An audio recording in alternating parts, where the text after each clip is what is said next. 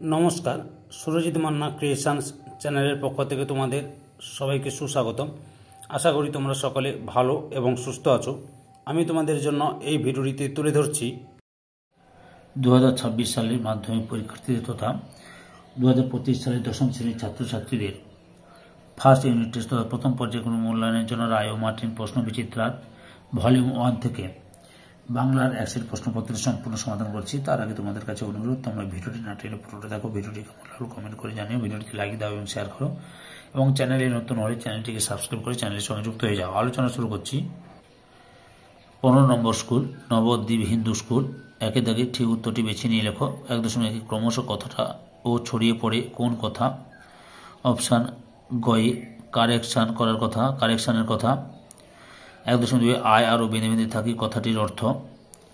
Option ঘয়ে একবদ্ধতা হওয়া। পরের প্রশ্ন, কখনো বা সিংহের নিবের মুখে বসানো হতো। অপশান ক্ষয়ে হিরে। 1.4 পূজার ফুল। অপশান কয়ে নিমিত্ত সম্বন্ধ। 1.5 কারক হলো। অপশান ক্ষয়ে ক্রিয়াপদের সঙ্গে নামপদের সম্বন্ধ।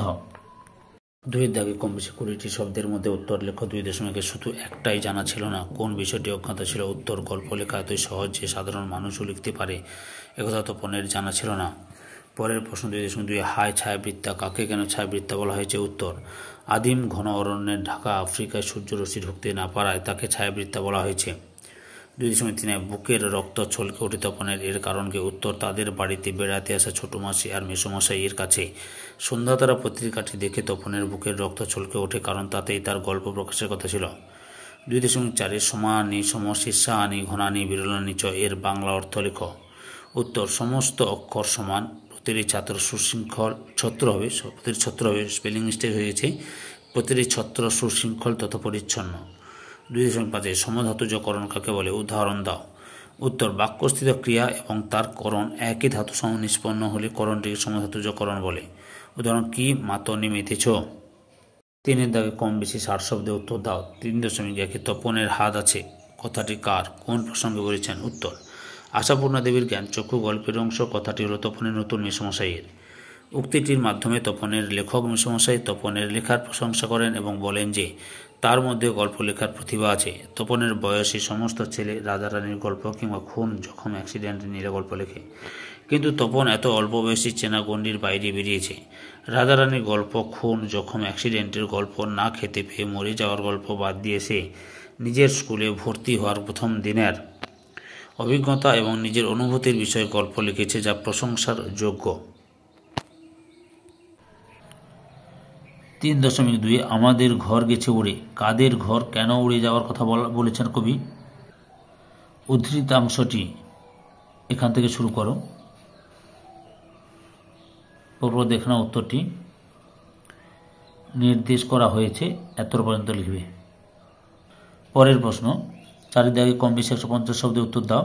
4.1 গল্প ছাপা হলে ভয়ঙ্কর আহ্লাদরা হবার কথা, সে আহ্লাদ খুঁজে পায় না, কার কোন গল্প ছাপার কথা বলা হয়েছে? কোথায়?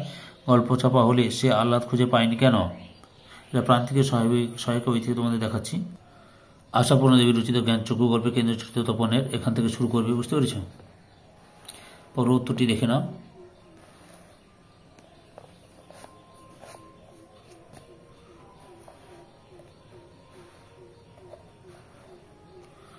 আহ্লাদরা তার হয় না, এত পর্যন্ত লিখবে।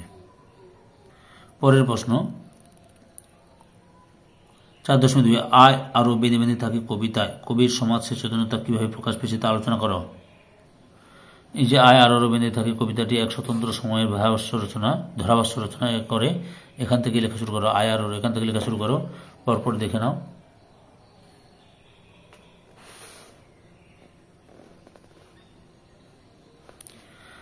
পেরিয়ে যাওয়া সম্ভব, এত পর্যন্ত লিখবে। অথবা আর সেই মেয়েটি আমার অপেক্ষায়, কোন মেয়েটি?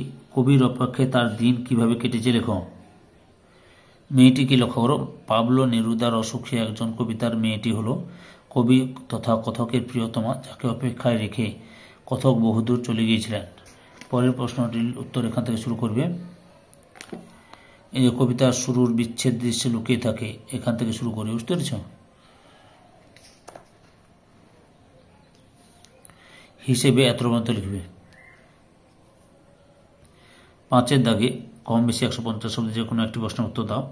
5.1 ফাউন্টেন পেন বাংলায় কি নামে পরিচিত? নামটি কার দেওয়া বলে উল্লেখ করা হয়েছে এবং ফাউন্টেন পেনের জন্ম বৃত্তান্ত লেখ। লহর ফাউন্টেন পেন বাংলায় ঝর্ণা কলম নামে পরিচিত। নামটি রবীন্দ্রনাথ ঠাকুরের দেওয়া বলে রচিত হারিয়ে যাওয়া কালী কলম প্রবন্ধে উল্লেখ করা হয়েছে। এবার জন্ম বৃত্তান্তটি লক্ষ্য করো। এই যে লুই অ্যাডসন ওয়াটারম্যান কলমের দুনিয়া বিপ্লব ঘটেছিলেন, এখান থেকে লেখা শুরু করো।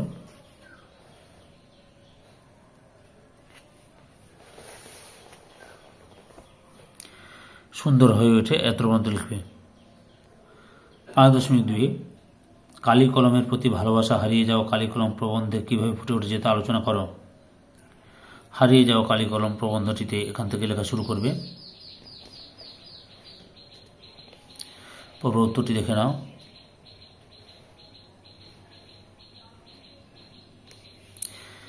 একাত্মতা প্রকাশ করেছেন এত পর্যন্ত লিখবে। 6-এর দাগে কম বেশি 150 শব্দে যে কোনো একটি প্রশ্নের উত্তর দাও। 6.1 শরীরের নাম মহাশয়, যা স্বভাবেই তাই সয়। ক্ষিতি সিংহের এই উক্তিটিতে তার কিরূপ মানসিকতা ফুটে উঠেছে? উত্তর, মতি নন্দী রচিত কোনি উপন্যাসের 2য় পরিচ্ছেদে ক্ষিতি সিংহ এই প্রবাদ বাক্যটি উল্লেখ করেছেন। সংযমী ও নিয়ন্ত্রক। এই বাক্যের মাধ্যমে মধ্যবয়সী মানুষটির শরীর ও মন সম্পর্কে অপূর্ব সংযম ও নিয়ন্ত্রণ স্পষ্ট হয়ে ওঠে। মানুষটি প্রতিদিন শরীরচর্চা করতেন, নিজে স্পষ্ট বলেছেন, খিদের মুখে যা পাই তাই অমৃতের মতো লাগে।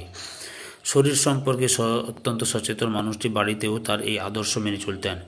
তার সংসারে খাওয়ার আয়োজন ছিল সামান্যই। সিদ্ধ খাবারে আগ্রহী ক্ষিতীশ মনে করতেন বাঙালিয়ানা রান্নায় স্বাস্থ্য ভালো থাকবে না, তাই প্রায় সব কিছু কুকারে সিদ্ধ করেই তিনি খেতেন। তার মতে খাদ্য প্রাণ যথাসম্ভব অটুট থাকে সিদ্ধ খাবার খেলে। ক্ষিতি সিংহের স্ত্রী প্রথম দিকে এই ব্যবস্থার বিরুদ্ধে বিদ্রোহ করেছিলেন এবং রান্নায় মশলা ব্যবহারের চেষ্টা করেছিলেন, কিন্তু গোয়ার ক্ষিতীশের তেজের কাছে হার মানতে হয়। শরীরচর্চা ও সংযম পালনে মনকে নিয়ন্ত্রণে রাখবে বলে ক্ষিতীশ মনে করতেন। 6.2 বারুণী কি? বারুণীর দিনে গঙ্গার ঘাটের দৃশ্যটি পাঠ্যাংশে অবলম্বনে লেখ। আচ্ছা, বারুণী কি তোমরা এখান থেকে শুরু করে পুণ্য লাভ হয় এত পর্যন্ত লিখবে। এখান থেকে এত পর্যন্ত লিখবে। এবার গঙ্গার ঘাটের দৃশ্যটি লক্ষ্য করো। এই যে বারুণী উৎসবের দিন গঙ্গার ঘাটে বয়স্কদের ভিড়, এখান থেকে শুরু করো। বুঝতে পেরেছ? যে পর্ব লিখে যাও। ক্ষিতি সিংহ কৌতুক বোধ করেন এত পর্যন্ত লিখবে। সাথে তাকে চলতি গদ্যে অনুবাদ করো। Newspaper reading has become an essential part of our life. As we get up in morning we wait eagerly for the daily paper. 20th century was an age of newspapers. Through newspaper, we gathered information about different countries of the world. উত্তরটি লক্ষ্য করুন। সংবাদপত্র পড়া আমাদের জীবনের একটি অপরিহার্য অংশ হয়ে উঠেছে। সকালে ঘুম থেকে ওঠার সাথে সাথে আমরা দৈনিক পত্রিকার জন্য অধীর আগ্রহে অপেক্ষা করি। বিংশ শতাব্দী ছিল সংবাদপত্রের যুগ। সংবাদপত্রের মাধ্যমে আমরা বিশ্বের বিভিন্ন দেশ সম্পর্কে তথ্য সংগ্রহ করি। সম্পূর্ণ ভিডিওটি দেখে আমার চ্যানেলের পাশে থাকার জন্য তোমাদের সবাইকে অসংখ্য ধন্যবাদ।